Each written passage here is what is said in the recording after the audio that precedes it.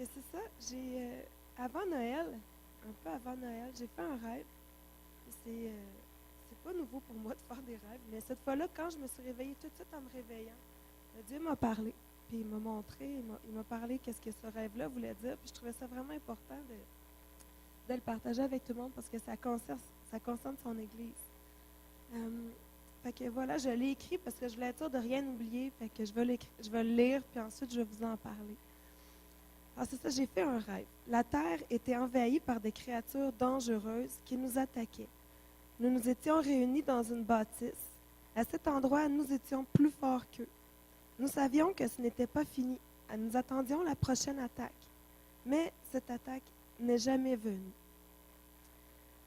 Tout était devenu tranquille à l'extérieur. On ne voyait plus aucune créature. Certains commençaient même à sortir sans se méfier. Mais ils n'avaient plus peur. Mais nous savions qu'ils étaient toujours là. Ça, c'est quelque chose que je le sais dans mon rêve, on le savait que ce n'était pas fini. L'un d'entre nous en avait même aperçu un. Mais l'un d'entre nous s'est mis à nous encourager à faire attention, que les créatures étaient toujours là, ce que nous savions d'ailleurs, qu'elles étaient toujours dangereuses. C'est ça que nous avions oublié. Les créatures étaient cachées et attendaient que les gens s'éloignent de cette bâtisse pour les attaquer un à un. Cette personne nous disait aussi de rester à l'intérieur. Que si personne ne sort, les créatures n'auraient pas d'autre choix que de faire l'attaque à l'endroit où nous étions les plus forts. Dans le fond, c'est comme si, c'était évident dans mon rêve que c'était l'ennemi. Quand je me suis réveillée, c'est ça que Dieu m'a montré. Les créatures, c'est Satan, c'est l'ennemi de nos âmes. Puis, ils sont là pour nous attaquer, mais vient un moment où ça semble tranquille dans notre vie. On dirait, ah, ça va bien, ma vie, j'ai pas de problème, je l'aime, Dieu il m'aime. Puis, enfin, on arrête d'être vigilant, on arrête de faire attention, on néglige le temps qu'on passe avec Dieu des fois, puis c'est ça que ça représentait, les gens qui s'éloignent de la bâtisse. Comme si la bâtisse, c'est votre relation avec Dieu. Puis c'est seulement à cet endroit-là que vous êtes plus fort que l'ennemi. C'est quand vous avez une relation avec Dieu.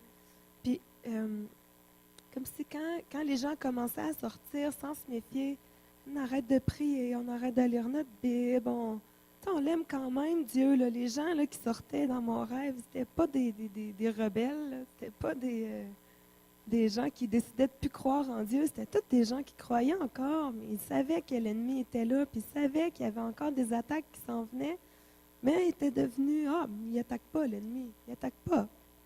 Fait qu'ils sortaient sans se méfier. Mais dans le fond, l'ennemi attend qu'on s'éloigne de Dieu, il attend qu'on s'endorme, qu'on n'ait plus peur. Il veut nous faire croire qu'on n'a plus besoin de prier, qu'on n'a plus besoin de la parole de Dieu. Il veut nous faire croire qu'on n'a plus le temps, que nos travails sont plus importants, nos familles, notre loisir, notre sommeil. Puis, c'est ça, il n'y a rien de plus important que votre relation avec Dieu, mes amis. Je vais vous lire un passage dans 1 Pierre 4,7. 1 Pierre 4,7. La fin de toute chose est proche. Menez donc une vie équilibrée. Ne vous laissez pas distraire afin d'être disponible pour prier. C'est clair, là. Laissez-vous pas distraire. Soyez disponible pour prier. Aussi, 1 Pierre 5,8. C'est la même chose. Ne vous laissez pas distraire. Soyez vigilants. Votre adversaire, le diable, rôde autour de vous comme un lion rugissant qui cherche quelqu'un à dévorer. Résistez-lui en demeurant ferme dans votre foi, car vous savez que vos frères dispersés à travers le monde connaissent les mêmes souffrances. Mais quand vous aurez souffert un peu de temps, Dieu, l'auteur de toute grâce, qui vous a appelé à connaître sa gloire éternelle dans l'union avec Jésus-Christ, vous rétablira lui-même. Il vous affermira, vous fortifiera et vous rendra inébranlable. Amen. Fait que je voulais vous encourager aujourd'hui. Prenez ça à cœur, votre relation avec Dieu. Ça ne suffit pas de juste venir dimanche matin à l'église. Notre relation avec Dieu, c'est à tous les jours qu'on la bâtit. Dans chacune de nos décisions, chaque chose qu'on laisse entrer dans nos yeux, chaque chose qu'on laisse entrer dans nos oreilles, est-ce que vous prenez juste simplement le temps, sans condamnation, est-ce que vous prenez simplement le temps de demander à Dieu si ce que vous faites, c'est bien? Si ce que vous faites, Dieu il approuve ça, tu sais. Puis peut-être que oui, mais peut-être que non. Hein? Peut-être que le Seigneur, il va vous dire « Ah non, j'aimerais mieux que tu n'écoutes pas ce film-là. » Ou « Ah non, j'aimerais mieux que tu viennes passer un peu de temps avec moi. » Est-ce que vous le faites? c'est vraiment, vraiment important. Je voulais vous encourager à toujours mettre Dieu en premier dans vos vies, à ne pas vous laisser distraire. Amen. Dieu veut qu'on reste proche de lui. Amen. Amen. Amen. Alléluia. Alléluia. Elle était bien partie pour prêcher le message de ce matin. C'est bien. Des valises vides, ouais. S'il y en a qui ont des valises vides, les apporter. Amen. C'est d'un projet à la République dominicaine que Sonia vous a partagé ce matin. Et puis, on a le privilège, c'est qu'il y a un groupe de personnes qui part de Rouen, juste pour dire que ça prend des valises vides. Et puis, ces personnes-là, ils ont offert, à partir de Joanne, de bénir tout le peuple haïtien en emmenant des valises pleines de choses que nous autres, on va remplir. Fait que, on a ce privilège-là qu'on peut avoir au moins 12 à 14 valises qu'on peut envoyer de notre Église pour bénir les enfants, bénir les gens là-bas. On va acheter du linge, on va acheter toutes sortes de choses. Puis si vous voulez participer à ça, au lieu de dire que chacun va aller acheter un morceau de linge, on sait que c'est plus compliqué, il y en a qui vont arriver avec des tucs et des mitaines, puis ils n'ont pas besoin. Mais on aime mieux plutôt penser prendre une offrande spéciale. Pensez à ce que vous voulez investir pour les bénir. Et puis, dans ce dimanche-là, on le prend d'avance parce qu'il faut que ça soit parti avant le 14 février, je pense, pour Rouen. Et puis, on va prendre une offrande spéciale. Puis, eux autres, Sonia va s'engager avec d'autres personnes qu'elle va s'entourer pour aller magasiner et aller acheter des choses qu'eux autres ont besoin pour faire des valises semblables pour bénir tout le monde là-bas. Et si vous voulez participer à cette œuvre-là en ce début d'année, c'est une bonne chose, vous pouvez y participer. Que c'est une bénédiction parce que envoyer des valises en République, ce n'est pas toujours facile. Des fois, on monte une valise, mais là, on va pouvoir en monter plusieurs. Et puis, on veut vraiment bénir les enfants, puis bénir aussi les parents. Fait qu'on va essayer d'emmener toutes sortes de choses là-dedans. Fait que je vous encourage. Amen. Fait que ça prend des valises vides. Il y en a qui en ont, des vieilles valises, parce qu'on ne les ramène pas, là. Ils ne reviendront pas. Ils vont rester là-bas. Si vous voulez donner une valise, vous avez beau. Nous autres, on fait souvent ça. Quand on monte, on laisse une valise en montant. Fait que ça bénit les gens. Gloire à Dieu. On est béni d'être au Canada. On est dans un pays où coule le lait et le miel. On est tellement dans un pays de bénédiction. Et si Dieu nous aide, nous utilise pour aider des gens qui sont dans le besoin, bien, gloire à Dieu pour ça. Amen. Puis moi, dans mon cœur, je dis que le peuple haïtien, hein, madame? Le peuple haïtien va devenir un peuple prospère, béni. Alléluia. Alléluia. Et je sais que présentement, il y a peut-être un mouvement qu'on devrait prier, qu'on devrait vivre ici au Québec, qui vivent dans leur pays aussi. Il y a des gens qui sont touchés par le Seigneur, qui s'approchent du Seigneur, qui vivent des délivrances, des guérisons, des restaurations. Peut-être que le taux de chrétienté est beaucoup plus élevé qu'on l'est, nous autres ici. Donc, continuons à les aider, à les soutenir. Et puis, sur l'autre bord, ils prient pour nous aussi. Amen. Et puis, en passant, tant qu'à parler d'eux autres, le pasteur Armand m'a envoyé un email. Puis il me disait, pasteur Gérard, prie parce qu'il dit, qui d'autre que j'aille que Dieu, c'est déjà beaucoup. Et puis d'avoir aussi l'Église d'Amos puis l'Église de la Sarre, parce que c'est encore son permis de séjour qui est tombé échu. Puis il disait, c'est comme une montagne pour eux autres, c'est sûr. C'est comme $1 000 quand tu arrives pour tout mettre ça à jour. Fait que je dis, regarde, on va prier. Puis c'est ça qu'on fait, qu'il y ait un miracle encore là. Comme l'année passée, il y en a eu un, puis l'autre année, puis depuis 25 ans, il y en a, pour les aider. Parce que c'est difficile pour un pasteur de travailler s'il n'y a pas ses papiers en règle dans le pays. Hein? C'est pas facile. Fait que priez pour ça, puis si jamais le Seigneur vous m'accorde de donner, vous pouvez donner en marquant ça une enveloppe, donner pour aider Pasteur Armand à payer sa carte avant la fin janvier. Fait que, on met ça dans les mains de Dieu. Amen. Alléluia. Ce matin, ça c'est une vie qui plaît à Papa, c'est le bon. Hein? Fais d'éternel tes délices, il te donnera ce que ton cœur désire. C'est ma prière pour 2017. 18. Il faut vraiment l'accepter. On est sauté en 2018. 2017, on l'a enterré, elle est trépassée. En tout cas. Gloire à Dieu. Mais c'est difficile à croire. Tout ça emmène à ça. C'est difficile à croire. Ça va trop vite. Vous ne trouvez pas? Il me semble que ça n'a pas de bon sens. Ça fait 18 ans qu'on a passé le cap des gens 2000. Ça va rapidement. Alléluia. Mais on va partager ce matin que plus nos délices seront en Dieu et plus nous serons heureux. Hier, j'ai commencé à composer des petits mots comme ça à chaque. Vous allez en voir à chaque diapositive. Ce n'est pas que je me voyais comme un poète, là. Mais je trouvais que ça va bien. Ça rime.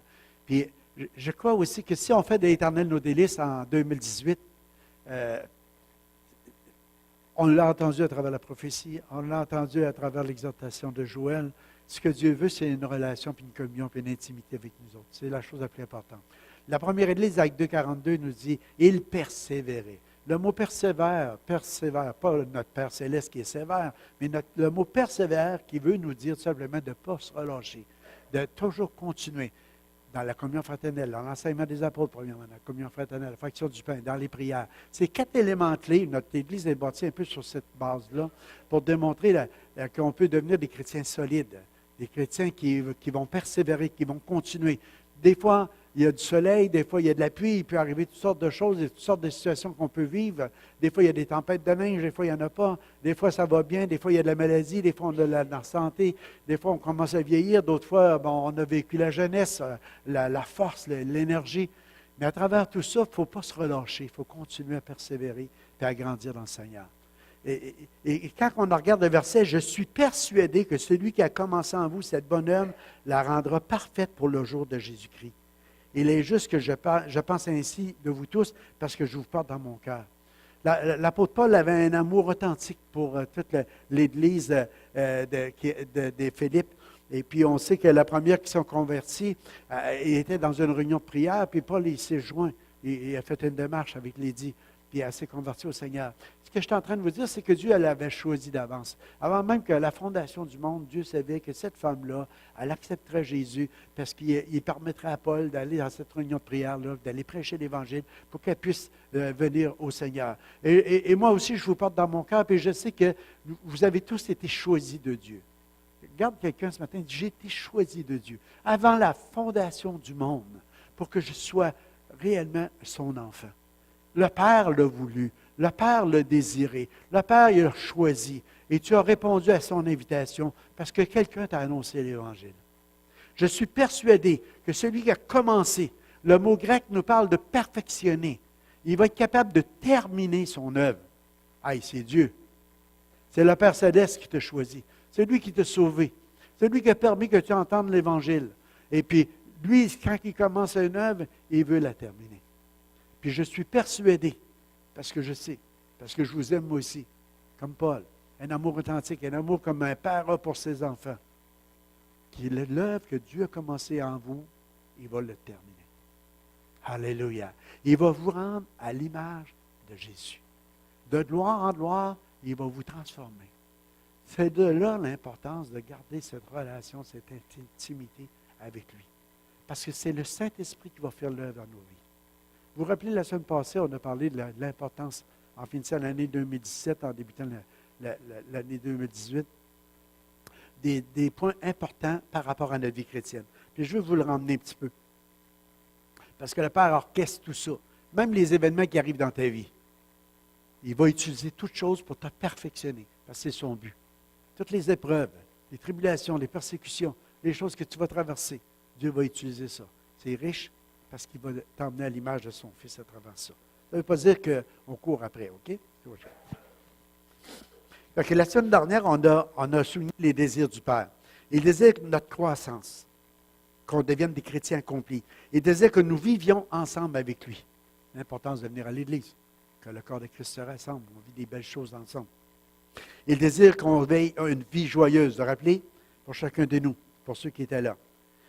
On a parlé aussi par la prière que nous devons lui rendre grâce en toutes choses. C'est dans le passage de 1er Thessaloniciens. Tu sais, de prier, d'être toujours joyeux, de rendre grâce en toutes choses à Dieu, car c'est à votre égard la volonté de Dieu en Jésus-Christ. Qu'au cours de cette année, qu'on ait cet engagement-là, de cultiver notre union, de notre intimité avec Dieu, et puis aussi qu'on ait un cœur reconnaissant devant toutes les choses que Dieu nous donne, les choses que Dieu nous accorde, d'être capable de dire merci Seigneur. Merci Seigneur. On a terminé le message de la semaine passée en disant que son désir est de nous voir prêts pour l'enlèvement. Si Jésus revient au cours de cette année, est-ce qu'on va être comme les 10 vierges folles ou les 10 vierges sages? Est-ce qu'on va avoir de l'huile à notre lampe ou est-ce qu'on va en manquer? Et on a parlé que l'huile représente notre relation avec Dieu d'être continuellement rempli du Saint-Esprit. Pendant qu'ils ont été l'acheter, les folles, ça nous dit quand ils sont revenus, ils ont tapé à la porte, puis ils ont dit Jésus a répondu, il dit, je ne vous connais pas. Aimeriez-vous entendre parler comme ça? Le Seigneur, quand tu vas cogner à la porte, tu vas dire, je ne vous connais pas. Mais le Seigneur nous appelle à la sobriété, nous appelle à la vigilance. Et il nous appelle à dire, regarde, les passions et les désirs de ce monde, ce n'est pas pour toi. Fais attention. Laisse-toi pas séduire. Laisse-toi pas attirer, amorcer toutes ces choses-là qui vont t'éloigner de cette relation-là que tu as avec le Seigneur. Puis, on avait terminé le message que la volonté du Père, c'est qu'on soit continuellement rempli du Saint-Esprit. C'est l'amour de Dieu qui est répandu dans nos cœurs. Comment voulez-vous qu'on puisse représenter le Père, qui est amour, si on n'est pas rempli de son amour? Impossible. Qu'est-ce qui fait la marque de commerce de ces enfants? C'est l'amour qu'on a. L'amour qu'on a les uns pour les autres, et l'amour qu'on a pour les gens du monde. Même pour nos ennemis, même pour ceux qui nous persécutent. Pourquoi? Parce que l'amour du Père est répandu. Plus que tu vas être rempli de cet amour-là, plus tu vas avoir un impact dans la vie des gens autour de toi. Et on avait terminé en disant, Dieu t'a donné des dons puis des talents. C'est dans le même passage que tu vas lire. Puis il y en a 5 qui les a fait valoir. Celui qui en a reçu 5, celui qui en a reçu 3, mais l'autre qui en a reçu 1, il a été l'enterré. Hey, on est béni, Dieu nous a donné des dons, des talents, des capacités, dans le naturel comme dans le surnaturel. Qu'est-ce qu'on fait avec? Est-ce qu'on les enterre ou on les fait valoir? Dieu nous appelle à les faire valoir. Pour que Michael Dieu revienne, Michael Seigneur revienne, il est heureux, tu sais, ce serviteur. Qu'un maître revienne, qui va dire, regarde, j'ai fait valoir les dons et les talents que tu m'as donnés. Jésus, ça représente, tu sais, l'homme qui part en voyage, c'est comme le Seigneur est parti, mais il va revenir. C'est l'enlèvement. Le Seigneur va revenir pour chercher son Église. Puis il veut la trouver pure, sans tache ni ride, mais qui est en train aussi de s'appliquer à faire valoir tous les dons, les talents qu'il nous a donnés. Amen. Plus nos délices seront en Dieu et plus nous serons heureux. Amen. C'est mon souhait pour vous en 2018. On va aller à la suivante qui dit, pour le discernement des choses les meilleures, afin que vous soyez purs et irréprochables pour le jour de Christ. Là, j'ai mis une petite note. Ton bonheur sur cette terre est de glorifier ton Père. C'est la chose la plus importante, c'est de glorifier le Père par notre vie, dans notre manière de nous conduire, la manière d'être. On dit une vie qui plaît à Pépé. Premièrement, il est impossible d'être agréable au Père sans avoir la foi. La foi devient ce qu'on entend vient de la parole de Dieu. Continuellement, on va se nourrir de la parole de Dieu. On prend une résolution en 2018, c'est d'ouvrir nos Bibles, c'est de méditer la parole de Dieu. Pas par obligation, pas parce que tu dis, si je n'ai pas lu ma Bible aujourd'hui, je ne suis pas bon, Dieu ne m'aimera pas autant. Puis, non, ça n'a rien à voir. Vous savez, Dieu ne nous sauve pas parce qu'on fait une bonne conduite, mais il nous sauve pour qu'on ait une bonne conduite. C'est nos choix. Puis je crois que la parole de Dieu, c'est important parce que c'est la parole de mon Père. C'est la parole de mon frère, c'est mon frère, c'est Jésus. La parole de Dieu, c'est vivant, c'est tranchant, c'est efficace, c'est puissant. La parole de Dieu, c'est l'annonce de la bonne nouvelle, l'Évangile, c'est la puissance pour tous ceux qui croient. Elle change, elle transforme, elle fait tellement de choses puissantes. Fait que nous autres, on a le privilège de pouvoir la lire. Comment il y en a qui n'ont pas de Bible chez eux? Il y en a-tu qui n'ont pas de Bible ce matin? Je vais vous en donner une. Vous êtes correct, vous en avez tous. Comment il y en a qui en ont 2? 3? 4? Il y a encore des mains. Moi, j'en ai 5, 6, 7, je ne sais pas. L'important, ce n'est pas d'en avoir beaucoup. C'est de la lire. C'est de la méditer. Alléluia. Ce livre-là, il devrait être le plus magané qu'on a dans la maison, là, tu sais. À part que si tu viens de l'acheter.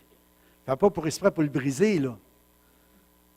Moi, je me rappelle, là, quand j'ai donné ma vie au Seigneur, j'avais 28 ans, je travaillais dans une shop à l'atelier. J'avais un petit Nouveau Testament, parce que pour aller travailler, quand on mettait ça dans ma poche, en dernier, j'avais de la misère à le mettre dans ma poche. Les pages, j'étais rendu, il y avait doublé de volume. Là. Pas parce qu'il y avait 2 fois plus de pages, mais à force de... On avait les mains pleines d'huile, puis on mettait ça en avant, on mettait des fois des raies dessus pendant qu'on travaillait. On lisait un passage, puis on continuait. Assoiffé de connaître Dieu. Hey, c'est des paroles. C'est éternel. Éternel. C'est incroyable, toutes les vérités qu'il y a là-dedans. La vérité vous rendra libre. Elle vous affranchira. Elle va vous rendre vraiment libre. C'est incroyable tout ce qu'il y a dans le livre. Alléluia. Amen. Et des fois, tu peux le sentir très épais en disant, il me semble, je ne trouve rien pour qu'il me parle. Puis d'autres fois, à chaque mot, à chaque verset, tu t'arrêtes, puis tu dis, wow, il y a quelque chose que Dieu me parle le matin qui me révèle. Tout dépendant de notre approche. Ça y fait aussi. Je suis vraiment sec, merci mon frère. Alléluia. Donc, notre bonheur sur cette terre, ça devrait être de glorifier le Père à travers notre vie. Vous savez, je me disais, j'ai des raisins chez nous, c'est juste planter une vigne. Quand j'arrivais à l'automne, j'allais goûter souvent, prendre un raisin, puis dire, ah non, il n'est pas encore mûr, il n'est pas encore mûr. Comprenez, il y a un temps pour mûrir. Le fruit est là, il se développe, il grandit. Il n'a pas encore atteint la maturité, ce qui est pleinement bon à manger. Puis je pense que nous autres, dans notre vie chrétienne, on est là pour glorifier le Père. Puis le Père, il a commencé un œuvre en chacun de nous autres. Et puis on est en train de mûrir. On est en train de réellement devenir ce que le Père veut qu'on soit. Et le Père est patient. Puis je pense que nous aussi, on doit être patients les uns envers les autres, puis surtout envers nous autres mêmes. De dire, regarde, on est rendu là. Oui, on fait encore des erreurs. Oui, encore, on dit des niaiseries. Oui, des fois, on fait des choses qu'on ne voudrait pas faire. Mais plus qu'on va s'approcher de lui, plus qu'on va le laisser travailler en nous, le Père, il dit qu'il va rendre son œuvre parfaite. Il va nous perfectionner. Il va terminer ce qu'il a commencé. Plus que ça, il dit, je te donne le vouloir et le faire. Wow! Imagine, c'est le Dieu Tout-Puissant qui te donne le vouloir et le faire, de pouvoir terminer son œuvre dans ta vie de transformation. Alléluia. Fait que, on peut juste rendre grâce à Dieu pour ça. Amen. Je marquais la bonne nouvelle et pour tous les pécheurs, parce que nous ne sommes pas sauvés à cause de notre bonne conduite, mais nous devons réaliser notre appel à ressembler à Jésus. C'est pour ça que le Seigneur travaille constamment. Constamment, il travaille en chacun de nous pour sa gloire. Parce qu'il veut être glorifié à travers nous, à travers nos vies. Alléluia. Puis il fait cette œuvre de transformation. On est béni de Dieu parce qu'on est dans un pays où il n'y a pas trop de violence, il n'y a pas trop de persécution, où c'est pas trop difficile. On dit on est béni sur un bord, oui. Sur l'autre bord, peut-être que si on vivrait comme en Inde, je ne sais pas si vous avez entendu parler, je pense qu'il y a 25 chrétiens il y a eu 25 attaques contre les chrétiens depuis le début de l'année. On n'est pas loin, là.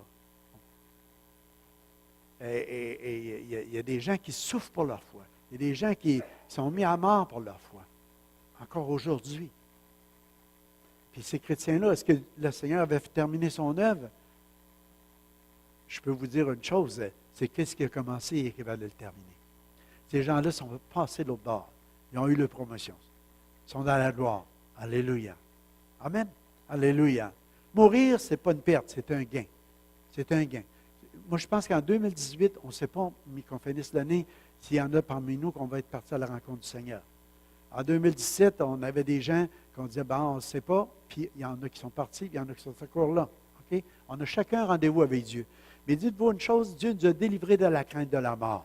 Ce n'est pas la peur de la mort c'est beaucoup plus la peur de déplaire au Seigneur qui devrait nous être dans notre esprit.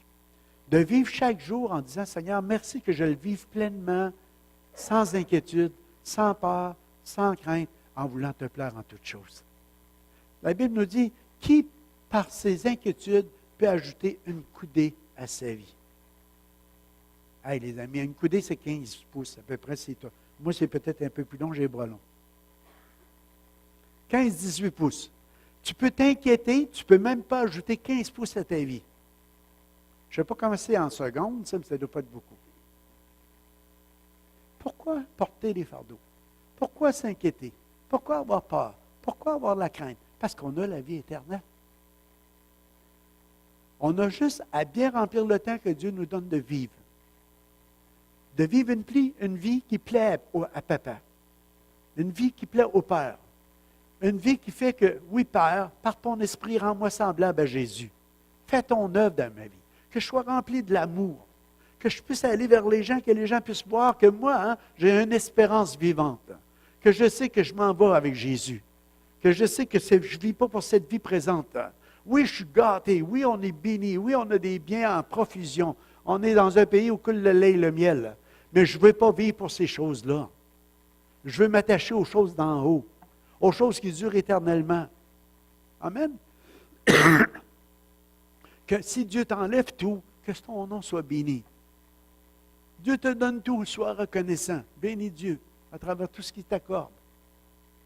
Quand toute chose, que le nom de Dieu soit béni. De jamais prendre des choses pour acquises. De penser que Dieu te doit quelque chose. Tu comprends? On est juste gâtés. Merci Seigneur de gâter tes enfants comme ça. Alléluia. De bien remplir ce temps-là. Ce qui est le plus important, après le salut par la grâce sur cette terre, c'est notre conduite en tant que chrétien. C'est de laisser le Père nous donner le vouloir et le faire et d'être transformé à l'image de Christ. Je pense que c'est important.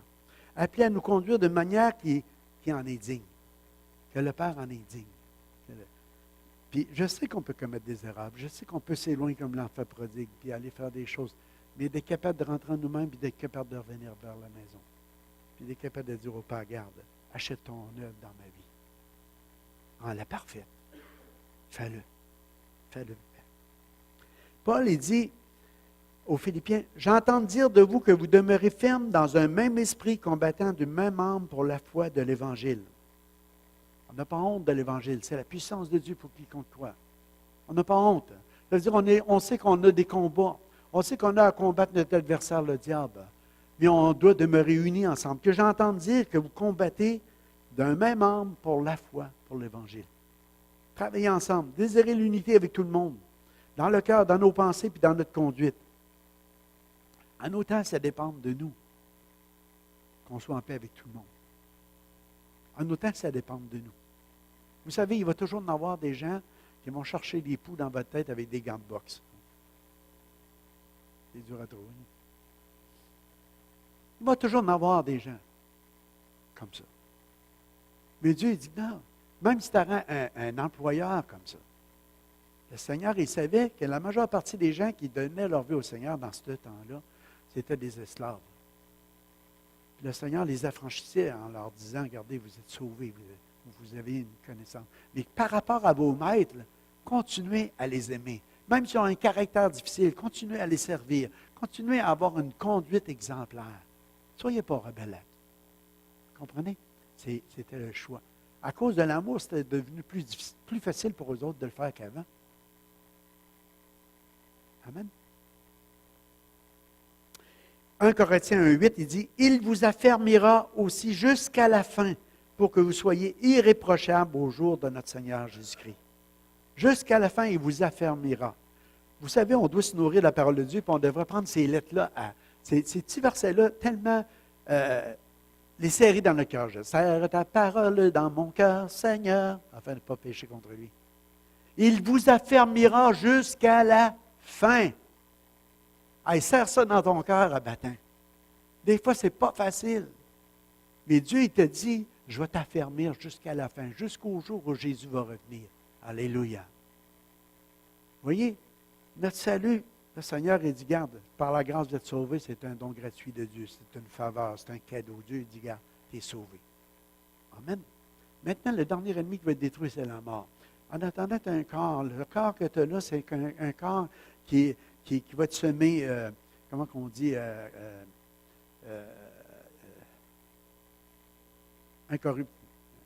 corruptible, puis il va être ressuscité incorruptible. Merci, Georges. C'est le mot que je cherchais. Fait que, il est semé méprisable, autrement dit. Ça veut dire qu'on vit notre vie chrétienne dans ce corps-là, et avec les 5 sens, puis il y a des passions, puis des désirs, puis il y a une lutte en dedans de chacun de nous. On veut marcher dans l'esprit, mais on marche des fois dans la chair. Parce que la chair a des désirs contraires à l'esprit. Notre corps a des désirs contraires. Mais Dieu dit que l'œuvre qui a commencé en chacun de nous, il va la terminer, il va l'achever. Il va nous affermir jusqu'à la fin. Ça veut dire qu'il a débuté, quand il a placé son amour en nous, on a touché le salut de Dieu, l'espérance vivante est venue dans notre cœur. On a commencé à vivre notre vie chrétienne, puis on a commencé à dire à notre cœur, touche pas à ça, regarde pas ça, fais pas ça. Mais c'est pas... Ça est venu par l'Esprit du Seigneur qui est venu nous mettre à part, puis il nous sanctifie en disant, regarde, tu es un enfant du jour maintenant, tu es un enfant de la lumière, tu vas te conduire comme un enfant de la lumière, tu ne fais plus partie des ténèbres, mais tu vis dans ce monde-là, puis ton corps qui est attiré continuellement par ces désirs-là qui sont mondains, les choses du monde, mais regarde, moi je vais t'affermir, je vais te rendre fort. De gloire en gloire, je vais te transformer. Je vais t'emmener à l'image de Christ. Je vais t'emmener à l'image de Jésus. Comme Jésus a vécu sur cette terre, tu vas vivre toi aussi. C'est bon? Et c'est le Père qui le fait, qui nous donne le vouloir et le faire, puis a enclenché ce travail-là en chacun de nous autres. Mais le corps qu'on a là, il est, veut pas, Dieu va nous en donner un glorieux. Alléluia! Au son de la trompette, non, Jésus revient. Chrétien, ça va être notre fête. Demain nous appartient. Vous savez ce qui va arriver? C'est que les morts, premièrement en Christ, ils vont être ressuscités. Puis nous, les vivants qui sont restés pour l'avènement du Seigneur, nous serons changés, transformés, perfectionnés. Dieu va terminer son œuvre. Il va nous donner ce corps glorieux, alléluia, qui n'aura plus jamais de souffrance, plus jamais de maladie, plus jamais à traverser toutes ces épreuves, puis ces tentations, puis ces choses-là qu'on vit présentement. On va être dans la victoire, alléluia. Christ a dit, je vais t'affermir jusqu'à la fin, jusqu'à ce jour-là où ce que Jésus va revenir pour nous chercher. On doit prendre la parole, puis on doit la retenir ce matin. Si on vit comme ça, c'est une vie qui plaît à Papa. Et Matthieu 6, 33, la suivante, il dit, « Faites donc du règne de Dieu, de ce qui est juste à ses yeux, votre préoccupation première, et toutes ces choses vous seront données en plus. Ne vous inquiétez pas pour le lendemain se souciera de lui-même. À chaque jour suffit sa peine. » J'écrivais, « Soucions-nous du moment présent, et plus nous en serons reconnaissants. » Ça fait des petits mots de même qui s'ériment. Et plus on va en être reconnaissant. Vous voyez, c'est pas celui-là, c'est un autre. Allô, Cynthia. Oui, non, pas celle-là. Pour moi, tu vas trop vite. Recule. OK, celle-là. Tu vois, j'ai mis cette petite image-là, parce que je trouvais ça bon. Le gars, il commence à parler du lendemain. Ah, demain, ça annonce de la pluie. Ah, ça ne sera pas drôle, hein? Demain, il va y avoir une tempête de neige. Hein? Ça ne sera pas drôle. Il va faire froid demain. Mais il y en a qui aiment écouter la météo. On est toujours en train de vivre le lendemain. Puis après, quand tu arrives au surlendemain, ah, c'était pas drôle hier. Hein? Il faisait-tu froid un peu? C'était-tu terrible? Hein? Puis là, les 2 jours de soleil, on a passé au côté. C'est ça que je vais vous dire. Il faisait soleil quand il a parlé de la pluie, puis le lendemain, il faisait soleil, puis il parlait de la pluie d'hier. On peut-tu être des gens reconnaissants pour chaque jour? Chaque jour suffit sa peine. Ça donne quoi de rajouter pour hier, pour demain? Vivons le moment présent. Bénissons Dieu pour aujourd'hui. Alléluia. Chaque jour suffit sa peine. Moi, une peine par jour, j'en ai assez. Non? Pourquoi prendre celle de demain? Elle va être dure à porter. Il y a des chrétiens qui marchent la tête courbée. Ils ont de la misère ils sont toujours en train de se regarder les pieds. Pourquoi ils vivent constamment comme ça sur le fardeau de l'inquiétude, de la peur, de la culpabilité, de l'angoisse, de la crainte? Redresse-toi, Dieu est avec toi, alléluia. Amen. Vis chaque jour. Aujourd'hui, bénis Dieu, alléluia. Bénis Dieu, ô mon âme. Alléluia. Hey, j'écrivais hier, on vaut beaucoup plus que des moineaux. Un matin, je m'emmenais avec l'auto. Puis il y a trop de petits oiseaux là, qui défient la loi de la gravité, non, on peut appeler ça. La vitesse, mettons. Il était dans le chemin. Là, je lui ai dit, vas-tu t'élever, toi? Là, il s'est levé. Puis il a juste, il a pas assez proche de mon windshield. Tu sais, comme j'ai donné une petite chance. Tu sais. Mais des fois, je m'inquiétais pour le moineau. Tu sais, ou je ne sais pas si c'était un moineau ou un autre, là, mais c'est un oiseau. Le Père, il dit qu'il nourrit les oiseaux, les moineaux. Puis qu'on vaut beaucoup plus qu'un moineau. Pourquoi s'inquiéter pour le manger, le boire, le vêtement, le logement? Vous savez ce qui arrive aujourd'hui pour beaucoup de chrétiens, mes amis? On n'a pas un bon style de vie. Notre style de vie n'est pas équilibré. Pourquoi? Parce que constamment, on a nos yeux sur l'inquiétude avec ce fardeau-là, ce problème-là. Comment il y en a qui veulent avoir un budget équilibré? Tout le monde va avoir un budget équilibré. Hein? Fait qu'à un moment donné, on se rend compte, on s'est acheté une bébelle de plus. Puis là, on n'arrivera pas. Fait que là, il faut que je travaille un peu plus. Là, je travaille un peu plus. Qu'est-ce qui arrive? je néglige un peu plus. Tu sais, vue publique, tu arrives au travail, beau sourire, bien peigné, bien habillé, puis tout le monde te paraît heureuse, puis tout ça. Là, tu lui donnes encore tout ton cœur, puis tu rajoutes encore du temps, puis tu travailles encore, tu n'es pas capable de dire non. Puis, à un moment donné, qu'est-ce qui arrive? Tu t'épuises. À un moment donné, tu n'es plus stable dans ta vie de tous les jours. À un moment donné, avec ton conjoint, ça commence à être plus difficile aussi. Pas le temps de se parler, pas le temps de régler les problèmes. C'est la vie qui nous conduit, c'est l'argent, c'est les affaires du monde. Hey, on arrête ça. On dit non. Moi, je n'embarque pas là-dedans. Le Père va prendre soin de moi, il me l'a dit. Il dit, inquiétez-vous plutôt des choses d'en haut. C'est quoi les choses d'en haut? Une vie juste, une vie équitable, une vie honnête, une vie qui plaît au Père. Je vais m'inquiéter de plaire à mon Père Céleste en 2018. Qu'est-ce qui va arriver? Le Père dit, gars, je vais pourvoir à tous tes besoins. Il ne manquera de rien. Il va t'accorder la sagesse. Ce qu'on a le plus de besoin. Être sage. Quand Jésus il nous dit que Jésus grandissait, c'était dans mon autre, là, mais en tout cas, je vais plus vite. Mais Jésus grandissait dans la sagesse. Avant même de parler qu'il grandissait dans la taille, il grandissait dans la stature, il grandissait dans la sagesse. Amen, on a besoin. Hein? Seigneur, accorde-nous de la sagesse. La sagesse, c'est la crainte du mal. C'est la haine du mal. C'est la crainte de Dieu, c'est la haine du mal. On veut s'éloigner de tout ce qui déplaît au Père. Ça, c'est le commencement de la sagesse. Qu'est-ce qui te plaît, Père? On a eu une discussion un moment donné autour de la table dans le temps des fêtes, puis on jasait, puis je donnais mon opinion, puis je disais, ça c'est mon opinion, mais moi je crois qu'elle est de Dieu. La chose la plus importante dans ta vie, c'est ta relation avec Dieu. Entretiens-la. Ça veut dire, prie sans cesse. Lis ta Bible et dites-le. Pourquoi? Parce que c'est une nourriture. Parce qu'elle va te rendre fort. Elle va te rendre agréable au Père. Puis tu vas savoir comment te conduire. La deuxième, là, c'est ton conjoint, si tu es marié. Prends soin de ton conjoint. Attends pas qu'il c'est parti. Prends soin de ton conjoint. Après ça, c'est tes enfants. Prends soin de tes enfants. C'est nos responsabilités. Dieu nous les a confiés. On n'emmènera pas nos biens au ciel. On va emmener nos enfants. C'est ça qu'on veut. Prends soin de tes enfants. La famille élargie. Le travail, c'est sûr, il va venir. Mais voyez-vous, nos priorités vont être différentes. Il y en a, c'est travail, même avant Dieu. Là, il y en a qui disent, ah, mêle-toi pas, pasteur. Tu vas me dire que si mon travail m'empêche d'aller à l'église, Dieu est d'accord avec ça. J'ai rien qu'à pas y aller. Moi, je veux juste que tu dises, Dieu est sage. Dieu est plus sage que toi. Dieu, il dit dans sa parole, ne délaissez pas vos assemblées, comme c'est la coutume de quelques-uns. Pourquoi il a dit ça? Ce n'est pas juste qu'on veut remplir un édifice, une bâtisse. Parce qu'il sait que tu as besoin de la communion fraternelle. Il sait que tu as besoin des prières. Il sait que tu as besoin d'entendre un message. Il sait que tu as besoin des ministères qui sont là pour réparer les filets, les saints. Il sait que tu as besoin de ça comme toutes les autres.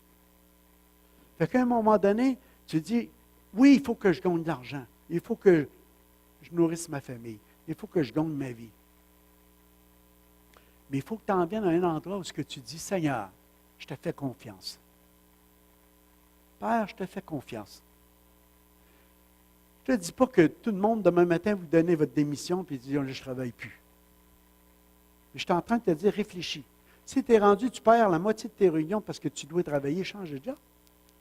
Demande à Dieu qu'il trouve un emploi qui va te permettre de venir à l'Église. Pourquoi? Parce que Dieu te le demande. Il me dit, Père, si tu me demandes quelque chose, ça veut dire que tu vas pouvoir. Tu m'as dit de m'inquiéter des choses d'en haut avant de celles sur la terre. Je vais le faire, Père, mais tu ne vas pas voir. Puis comment de témoignages, il y en a dans notre assemblée ici des gens qui vont dire, écoute, moi je l'ai vécu. J'ai mis ça à défi. Puis j'ai trouvé un travail qui m'a permis de libérer mes dimanches. Moi j'ai déjà dit à mes enfants, va voir ton boss, là. C'était au McDo, là. Allez le voir. Puis dis-leur, Écoutez, moi, je veux travailler tout mon cœur, mais le dimanche matin, c'est important pour moi d'aller à l'église. Entre 10h et midi, on n'est pas disponible. Mais le reste du temps, on va l'être. Il va dire que quand un employeur entend ça, habituellement, il va dire, « Oui, vas-y, puis tu reviendras. » Parce qu'il sait à qui tu as affaire. Quelqu'un qui met des priorités dans sa vie. Quelqu'un qui met Dieu en premier. Amen. En tout cas, moi, c'est un conseil que je vous donne. C'est juste que le plus important, c'est d'obéir à Dieu. C'est de vivre une vie juste, une vie qui plaît au Seigneur, avant même de plaire au monde. J'ai parlé avec une mère qui me disait, « Ah, tu sais, mes enfants, on ira bien à l'église, mais là, il faut qu'ils aient faire le sport. » Puis, on dirait que c'est toujours le dimanche matin. Toujours à 10 heures. Toujours quand il y a une réunion. La même chose avec d'autres choses. Puis ça, c'est ton choix d'embarquer là-dedans ou pas. Oui, mais mes jeunes vont m'en vouloir parce que d'un coup, qui faisaient la ligne nationale? Ça, c'est pour gagner 1 million. C'est quoi tu mets en priorité? L'avenir de tes enfants? J'en entends d'autres qui disent des fois, « Ah, moi, mes enfants, nous autres, chez nous, on est libres. S'ils veulent venir à l'église, ils viennent. S'ils ne viennent pas, ils restent chez couchés. » Voyons donc. Tu es le père. Tu as des choix à faire. Et même pour ta famille, pour tes enfants. Mets ton pied à terre. Au nom de Jésus. Moi, mon père, il me disait tout le temps, puis on n'était pas chrétien évangélique. Vous êtes capable de sortir, les gars, vous êtes capable d'aller à la messe le dimanche matin. Levez-vous. Puis tu peux te dire une chose, on s'élevait. C'était pas la peur de Dieu, c'était la peur de mon père.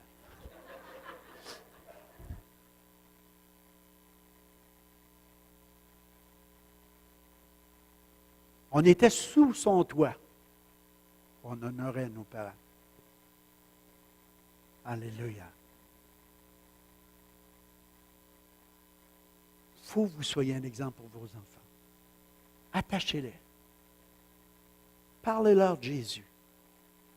Louez le Seigneur avec eux autres. Ayez une influence dans leur vie. Soyez reconnaissants en toutes choses. Tu viens à l'église, et puis tu dis, ah, il faut aller à l'église. Tu reviens chez vous, ah, tu veux le massage talon, puis plate à matin, puis tu vu ci, puis tu vu ça. Qu'est-ce que tu vas donner? Tu leur donnes l'image, c'est de l'hypocrisie. On parle des chrétiens authentiques, dans l'amour, dans l'espérance, dans la liberté qui nous apporte la parole. Être vrai, dans tous ces points-là. Puis moi, je veux dire, tu vas avoir une église en santé, mais on va avoir des familles en santé, on va avoir des couples en santé. Si on met nos priorités à la bonne place, si on cherche les choses d'en haut, avant de chercher celles qui sont en bas sur la terre. C'est bon de donner tout ce qu'ils ont besoin en bas sur la terre. Mais il faut s'assurer qu'ils ont une relation avec Dieu, une communion avec le Seigneur. Le plus grand besoin, c'est de rechercher sa présence et mettre toute notre confiance en Dieu. Jacques 4,8 nous dit, « Approchez-vous de Dieu, il s'approchera de vous, nettoyez vos mains et purifiez vos cœurs. » Oh là là, je commence à être long. Ah, mais résolu. Ce que je voulais dire, c'est que le fils prodigue, à un moment donné, on sait qu'il a quitté la maison du père, il vivait des bénédictions, il y avait plein de choses en maison, il manquait de rien. Puis à un moment donné, il dit, donne-moi ma part d'héritage. Il est parti avec tous ses dons, avec tous ses cadeaux que le père lui a donnés. Puis il s'en allé dans le monde, puis il a été dépensé ça à droite et à gauche. Il a couché avec des prostituées. Puis ça nous dit qu'il a fini avec les pourceaux, puis il était rendu qu'il mangeait la même nourriture que les pourceaux, que les cochons. Mais il y a une affaire qui a fait qu'on devrait tirer attention. Quand il dit, approchez-vous de Dieu, il s'approchera de... C'est à nous approcher de lui. Le père, il est toujours resté là, puis même il surveillait. Il avait hâte qu'il revienne, son fils. Il n'a pas couru après. Il n'a pas été le voir quand il mangeait de la nourriture des pourceaux. Mais quand il est rentré en lui-même, il a dit, oui, mais dans la maison de mon père, je ne suis plus digne d'être appelé ton fils. Mais prends-moi comme un humble serviteur maintenant. Mais ce n'est pas ça que le père voulait. Le père, il dit, vite, changez-lui les vêtements, là, il pue. Lavez-le un peu. Donnez-nous une robe. Mettez-y des souliers. Alors, mettez-y l'anneau. Il a l'autorité. Alléluia. Il est rentré en lui-même. Il désire nous donner un héritage de royaume qu'il a préparé avant la fondation du monde pour chacun de nous autres. Matthieu 25, 34. Alors le roi dira à ceux qui sont ronds à sa droite, venez vous qui êtes bénis de mon Père, prenez possession du royaume qui vous a été préparé dès la fondation du monde. C'est ça que le Père veut nous remettre à chacun de nous autres. Alléluia. C'est notre héritage. C'est notre héritage. Et des fois, il faut rentrer en nous-mêmes et dire, Seigneur, y a-tu des choses qui ne te plaisent pas dans ma vie? Je veux que les choses changent. Aide-moi, Papa. Donne-moi le vouloir et le faire, afin que je marche dans la liberté en 2018. Ta vérité va apporter la liberté dans ma vie. Ta parole. On va aller à la suivante. C'est un chrétien intelligent. C'est l'autre suivant. Un chrétien intelligent regarde où il va. Il considère chacun de ses pas. Moi, j'aime ça parce que ta parole est une lampe à mes pieds puis une lumière sur mon sentier. La parole de Dieu vient et nous éclaire. Fait que si vous voulez être intelligent ce matin, tu vas regarder un peu où tu mets les pieds. Fais attention à votre conduite. Ne vivez pas sans réfléchir. Vivez plutôt comme des sages qui savent profiter du temps que Dieu leur laisse. Des sages. J'aime le mot comme des sages. Ça nous dit dans les Proverbes, l'ignorant croit tout ce qu'on lui dit, l'homme prudent regarde où il met les pieds. Tu sais, si on arrive plus tard, on dit, si j'avais su, j'aurais dû. Si j'aurais su, il y en a qui vont arriver comme ça, qui arrivent à la fin de leur vie. Si j'aurais su, j'aurais bien dû, ou j'aurais dû faire ci, j'aurais dû faire ça. Un chrétien intelligent va regarder où il va mettre ses pieds. Chacun de ses pas. Seigneur, aide-moi à avoir cette sagesse de consulter ta parole. C'est une lumière à mes pieds. C'est elle qui va conduire sur le bon sentier. Donne-moi cette sagesse-là. Vivons-nous comme des sages? C'est la question que je vous pose ce matin. Vivons-nous comme des sages? Bien réfléchir afin de bien remplir le temps que le Père nous donne de vivre sur la terre. Je ne pourrais jamais mettre trop d'emphase sur ce sujet-là. Jamais trop d'emphase. Vivons-nous comme des sages. Remplissons-nous bien le temps que Dieu nous donne de vivre sur la terre. Pas de la culpabilité, je veux vous emmener ce matin. C'est juste vous emmener à prendre des bonnes résolutions en 2018. De regarder à toutes vos priorités. De regarder à tout ça et de dire c'est quoi qui a le plus de valeur. D'avoir de la sagesse. Seigneur, accorde-moi de la sagesse. Tu peux avoir beaucoup d'intelligence, tu peux avoir beaucoup de connaissances, mais tu ne sais pas l'appliquer dans ta vie, tu n'as pas de sagesse. C'est de savoir l'appliquer dans ta vie de tous les jours qu'on parle de sagesse. Seigneur, comment est-ce que je peux appliquer la connaissance que j'ai reçue, l'intelligence que tu m'as donnée, les choses que je connais? Comment est-ce que je peux appliquer ça dans ma vie? Est-ce que je vais laisser les circonstances, les événements, la vie de tous les jours runner ma vie? Ou est-ce que je vais m'arrêter et je vais dire non, je vais choisir la meilleure part? Il y a un temps pour manger, mais il y a un temps pour écouter Jésus. J'écrivais, c'est pas moi qui ai écrit ça, c'est un proverbe, il dit « Un sage analyse. Une vie non examinée ne vaut pas la peine d'être vécue. » Quelqu'un a dit ça. Fait que pourquoi, en début d'année, qu'on ne regarde pas à bien évaluer nos priorités? L'homme prudent surveille sa conduite parce qu'il est sage. C'est dans le Proverbe 14:8. L'homme prudent surveille sa conduite parce qu'il est sage. L'homme prudent. Prudent. Tu sais, tu t'en vas en auto. Hein? Je veux dire, j'ai passé proche. On apprend de nos erreurs. Je m'emmenais à une réunion de prière, je vous l'ai compté dernièrement, puis j'ai passé proche de faire un face-à-face. Les miroirs n'ont pas touché, mais c'était bien juste. Puis on roulait, là, tu sais, de l'autre bord. On arrivait sur le haut de la côte tous les deux. Mais je m'étais tassé, mais à chaque fois que je repasse là, qu'est-ce que vous pensez qui arrive? L'homme prudent. Je me tasse plus que d'habitude. Parce que j'ai passé proche. Vous connaissez l'histoire du gars qui voulait engager un conducteur de camion. Vous avez déjà entendu? Par rapport à la falaise puis au trou. Tout le monde la connaît? Je ne la compterai pas. Tu ne la connais pas? Ah, je vais la compter. Pas pour rien, le Seigneur me l'a ramené. Non, mais le gars, le boss de la compagnie, il fait venir dans son bureau des postulants. Puis là, il rencontre le premier, puis il dit, toi, là, mettons que tu arrives sur le bord d'un précipice, à comment proche que tu peux conduire sans avoir peur, puis être capable de passer? Il y a un gros précipice comme ça, il dit, je me tenais au moins à un pied du précipice. Là, il arrive au deuxième, il dit, moi, 1 pouce. pas de problème. Il dit, je peux te conduire ça, puis tu es un bon conducteur. Le troisième, il dit, aussi loin que je peux. Il dit, c'est toi, j'engage. Aussi loin que je peux. Je vais me tenir loin du précipice. Moi, je pense que pour être prudent, c'est comme ça. Aussi loin qu'on peut s'éloigner des choses mondaines, des choses qui nous attirent, la tentation, des choses de même. Moi, je me rappelle de quelqu'un qui avait des problèmes de boisson, puis qui me dit, tu sais, pasteur, moi, Dieu m'a donné un cœur pour les ivrognes, tu ne peux pas imaginer. Fait qu'il dit, je vais à l'hôtel, puis je vais leur témoigner. Ah ben, je bois du 7-Up. Il dit, éloigne-toi de ça. C'est pourquoi tu aimes aller toujours dans ce lieu-là? Il a tombé. Il a tombé. Il dit, il y a d'autres places que là pour aller les témoigner. Va à l'épicerie, ils doivent manger, ce monde-là, ils ne doivent pas juste boire. Comprenez ce que je veux dire? C'est que c'est dangereux. Fait que tu te tiens loin des occasions de chute. Amen. Alléluia.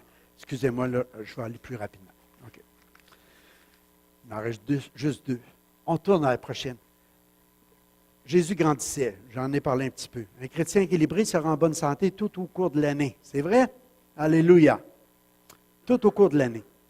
Jésus grandissait dans tous les domaines, mais premièrement, la sagesse. C'est ça que je vous disais tantôt. C'est bon de grandir à tous les domaines, mais surtout au niveau de la sagesse. De vivre une vie un style de vie équilibré. J'écrivais, le Père désire que tous ses enfants vivent une vie équilibrée dans le manger, le sommeil, le travail, les loisirs et bien d'autres choses encore, dans l'emploi du temps, dans nos passe-temps, dans toutes ces choses-là, d'avoir une vie équilibrée. On est-tu capable de s'arrêter un matin et de dire, dans mon manger, Seigneur, moi je vais vous dire, des fois je mange la deuxième assiette. Je ne devrais pas. Ou se servir 2 fois, mais mettre des assiettes moins grosses. Ou si on a 2 grosses assiettes, on sait qu'on va prendre du poids. On sait qu'à la longue, le cholestérol, le cœur, on n'est pas en forme. Tu fais de l'exercice. Autrefois, là, je comprends qu'on mangeait autant que ça parce qu'on travaillait dur. Mettez un bûcheron avec une hache dans les mains et aller bûcher, là, tu peux manger du lard tous les jours, tu n'as pas de problème. Tu comprends? Puis ce matin, je vous emmène juste à réfléchir en disant, on peut devenir modéré puis être sage à travers notre nourriture, à travers le temps qu'on passe devant la télévision, comme disait tantôt Joël. On peut vivre la vie des autres au lieu de vivre la nôtre. On peut s'arrêter. Racheter le temps. Racheter le temps. Dieu t'a donné un temps à vivre, puis tu peux juste bien le remplir, mais tu ne peux pas en rajouter. Même par tes inquiétudes, même pas le couder, comme on disait. Fait que tu dis, Seigneur, comment est-ce que je vais vivre ma journée aujourd'hui? J'ai 24 heures. 8 heures pour dormir, c'est sage. Il y en a qui disent, en vieillissant, on dort moins. Moi, je pensais que c'était une vérité, mais j'ai lu dans des livres qu'en réalité, on devrait dormir même plus en vieillissant. C'est vrai, Mme Chérubin, vous êtes infirmière. Mais ils disent qu'on dort moins parce qu'on dort un petit peu partout dans la journée.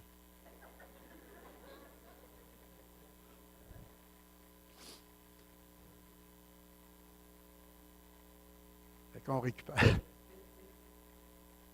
Alléluia. Anyway. C'est juste pour dire que c'est bon de s'arrêter et de dire, j'ai besoin de mon sommeil parce que je veux me lever le matin, pas à moitié mort, aller travailler puis pas rendre le témoignage à Christ pendant ma journée de travail, puis je vais être marabout, je vais être en colère, je vais avoir de la difficulté. Vous comprenez ce que je veux dire? Mais tu as un bon sommeil, tu as fait une bonne nuit, tu te lèves le matin, première chose que tu fais, qu'est-ce qui est le plus important au centre de ta vie? Bonjour Jésus! Papa, je t'aime! Oh Saint-Esprit, aide-moi aujourd'hui, alléluia! Salut chérie! Ça, c'est la deuxième. Essayez ça! Ah, je suis en retard un matin. Ah! J'aurais dû me coucher plus de bonne heure hier. Ah, j'aurais pas le temps de manger en plus. Là, tu vas aller travailler, fatigué, pas d'énergie. C'est loin d'être un témoignage d'un enfant de Dieu, d'être une lumière. Je ne vous condamne pas ce matin, je vous dis juste, soyons équilibrés. Alléluia. On va être en meilleure santé. Ah, c'est rime ça aussi. Alléluia. Fait que, moi, je pense que la sagesse va venir là, à travers tout ça, à travers l'équilibre. J'imaginais, je ne sais pas si vous vous rappelez, moi, quand on était petit gars, on voyait ça à la télé musicale, là, tu sais. Il y avait des gars qui arrivaient tout le temps avec des assiettes, avec un poteau. Ils faisaient tourner une assiette, ils reprenaient une assiette sur un poteau, ils faisaient tourner. Puis là, ils revenaient à la première, puis tout. Avez-vous vécu ça? Puis ils se rendaient à 5 ou 6, tu sais. Puis là, ils repartaient, ils faisaient tourner. Puis la première chose qu'ils savaient, c'est que la première tombait à terre. Ah, à un moment donné, c'est une limite, hein, de courir comme un fou à essayer de tout faire tourner en même temps. Puis, bien souvent, moi, je trouve que ça représente un peu notre vie chrétienne. On essaye de tout faire tourner, puis on s'en rajoute tout le temps. Mais à un moment donné, la première chose qui était importante, qu'on avait débuté, elle ne tombe plus. Elle manque un peu. Fait que c'était nous autres à dire, mais regarde, Romains 12, 2, ne vous laissez pas modeler par le monde actuel, mais laissez-vous transformer par le renouvellement de votre pensée pour pouvoir discerner la volonté de Dieu, ce qui est bon, ce qui plaît et ce qui est parfait. Nous sommes appelés à faire des choix réfléchis. Amen. Alléluia. Premièrement, on arrive le soir, on dit, ah, trop tard les enfants, pas le temps d'aller faire le culte, allez vous coucher. Ça vous arrive-tu? Non? Moi, ça m'est arrivé déjà. Pas le temps. Hey, c'est la chose la plus importante, peut-être pour vous autres. Le soir, de s'asseoir un peu avec tes parents. Vous savez, faire le culte, là, c'était beaucoup plus que juste parler à Dieu. C'est de faire un point avec nos enfants sur la journée. De parler un petit peu, qu'est-ce que tu as vécu aujourd'hui à l'école? As-tu été taxé? Y a-tu quelqu'un? Tu sais, tu peux apprendre des choses des fois. Puis de prier pour eux autres en disant, regarde, ça c'est ton fardeau, on va le mettre ça au pied du Seigneur, on va prier que tu fasses une bonne nuit. Puis tu puisses bien te reposer. Vous allez regagner du temps. Vous allez avoir beaucoup d'influence. Puis ça, c'est la chose la troisième la plus importante de tes enfants. Après ton conjoint, si vous êtes marié. La dernière, parce que je voulais être vraiment, c'est pour ça que j'ai mis un paquet d'assiettes, là. Vous avez vu. Sa vérité nous conduira dans une vie de liberté. Vous voyez, on a retrouvé nos 3 thèmes de l'année à travers le message de ce matin. Tite, il dit dans Tite 2,11, on va lire ensemble, il dit, en effet, la grâce de Dieu s'est révélée comme une source de salut pour tous les hommes. Elle nous éduque et nous amène à nous détourner de tout mépris de Dieu et à rejeter les passions des gens de ce monde. Ainsi, nous pourrons mener dans le temps présent une vie équilibrée, juste et pleine de respect pour Dieu. En attendant que se réalise notre bienheureuse espérance, la révélation de la gloire de Jésus, notre grand Dieu et Sauveur. C'est le verset 12, regardez. Elle nous éduque, elle nous emmène. C'est la grâce.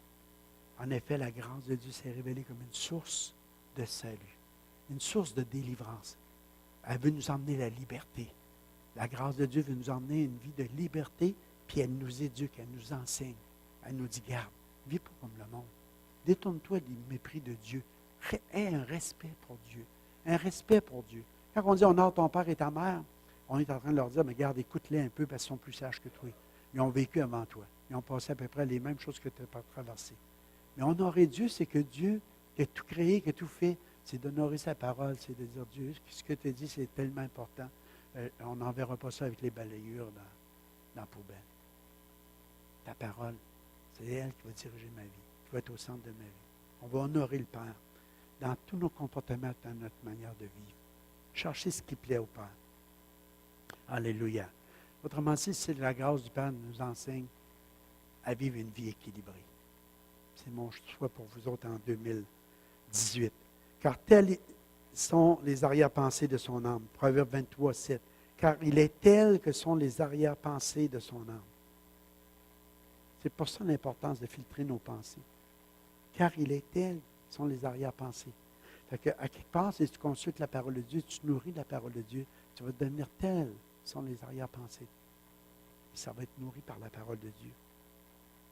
Maintenir un équilibre. Amen. Si vous demeurez dans ma parole, vous êtes vraiment mes disciples et vous connaîtrez la vérité. Et la vérité vous rendra vraiment libre. La condition, demeurer dans ma parole. Qu'est-ce qui va vous arriver? Vous allez devenir des disciples. Vous allez devenir libres. Vous allez marcher en pleine liberté. Amen. Alléluia. Puis, on va vivre une vie qui plaît à Papa. Le Père va être fier de tous ses enfants, de chacun de nous autres, en 2018. Alléluia. J'espère que vous n'êtes pas découragés. Mais je vous dis, moi, vous voulez vivre une vie de bonheur, c'est le secret. Mettez Jésus au centre de ton cœur. Ça irait, Suzy. Mais allez au centre. Allez au centre. Tout doit tourner autour de Dieu. Pas juste une petite partie. Ah, j'ai fait mon culte un matin. Mais laisse-le tourner autour de tout. C'est pour ça le Père, il parle de prier sans cesse. Prier sans cesse, c'est Dieu, il devient tellement important à l'intérieur de toi, tu es toujours en train de le consulter. Tu es toujours en train de l'écouter. Tu es toujours en train d'échanger. Ça se fait dans l'esprit. Ce n'est pas un fardeau. C'est plutôt une richesse. C'est une bénédiction. Il est au centre de ton cœur. Alléluia. Puis la première chose que tu vois, c'est que tu tombes en amour avec quelqu'un, hop, il se rajoute au centre de Dieu. C'est la personne que tu chéris le plus. Les enfants arrivent. Je veux vous donner le portrait ce matin. C'est comme tu envoies une roche, puis tous les cercles se font. Et la parole de Dieu, c'est le rocher des siècles. Amen. On finit par une prière. Alléluia. Alléluia. Père, ce matin, on sait qu'on n'est pas des fils prodigues, mais on se sent comme ça bien souvent aussi, parce que sans avoir touché toutes les choses que lui avait touchées, Seigneur, on touche des fois à des choses qui sont bien aussi pires. Ce matin, on veut rentrer en nous-mêmes, Papa. On veut dire, on est bien dans ta maison. On est bien avec toi. On est bien dans cette relation. Parce qu'on sent qu'un Père qui nous aime, qui pourvoit, qui ne veut pas qu'on s'inquiète de rien. Fait que ce matin, Papa, pour chacun de nous qui est ici, Seigneur, t'entends, Seigneur, le cœur des gens. Même s'il faudrait juste remuer les lèvres, Seigneur. Ils ont pris conscience peut-être que leur priorité, Seigneur, était mélangée. Ils savaient laisser séduire par les choses de ce monde. Mais ce matin, accorde-nous la sagesse, Père, de remettre les choses en ordre. Aide-nous à avoir une vie équilibrée, une vie qui va te plaire, une vie qui va avoir un effet dans ce monde ici. Autour des gens, les gens qui nous entourent, Seigneur, qui puissent être touchés par notre façon de vivre. Accorde-nous cette sagesse, Père, ce matin. Je sais que, Père, tu es là parce que tu nous as donné cet exemple dans Luc 15 que tu veux juste nous accueillir à bras ouverts. Tu veux juste être là pour nous donner le vouloir et le faire. Tu veux juste être là pour continuer à nous affermir, pour terminer ce que tu as commencé en chacun de nous. Et que ce matin, Père, je te prie de le faire à travers toutes nos vies, à travers tous ceux qui demandent ton aide ce matin, et de pourvoir à tous les besoins, Papa, à tous les besoins. Père, on veut te remercier parce que tu es un Dieu de miracles. Alléluia. Merci. Père, je voudrais, en terminant ce matin, pour tous ceux qui sont ici et ceux qui vont écouter ce message, qu'ils puissent prendre la résolution de ne plus se laisser charger par l'inquiétude, par les fardeaux, par les peurs, par les craintes, par les angoisses, par toutes ces choses qu'on ne peut même pas ajouter 15 pouces à notre vie. Ce matin, parce qu'on veut placer totalement notre confiance en toi, pour notre vie, pour notre destinée. C'est toi, Seigneur, qui décide pour notre vie. On te remet tout entre nous, entre tes mains. Au nom de Jésus. Amen. Alléluia. Mon cœur est dans la joie quand on me dit. Vous savez pourquoi? Laisse tourner. Parce que quand le chant est venu dans mon esprit,